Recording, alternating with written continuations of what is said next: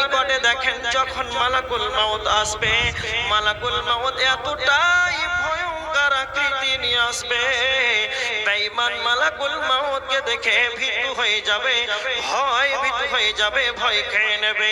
তার আত্মারি তখন পালাপালি করবে, তার আত্মারি তখন বের হতে চাইবে না, বেঈমানের আত্মাটি বের হতে চাইবে না। কিন্তু মালাকুল মাউত আল্লাহর ফেরেশতা, আল্লাহর হুকুম ব্যতীত অন্য কারো হুকুম সে মানে না। আল্লাহ যা বলবেন সেটাই মালাকুল মাউত পালন করবে। এমন একজন ফেরেশতা, কারো বাড়ি গেলে তাকে অর্ডার লাগে না, কারো হুকুম লাগে না, আল্লাহর হুকুমেই সে যথার্থ সময় সেই চলে আসবে। আজরাইল আসিবে,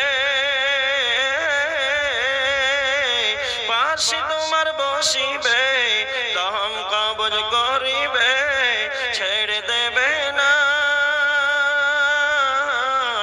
আর তো কোনদিন ফিরে আসবে না। আজরাইল আসিবে, পাশে তোমার বসিবে,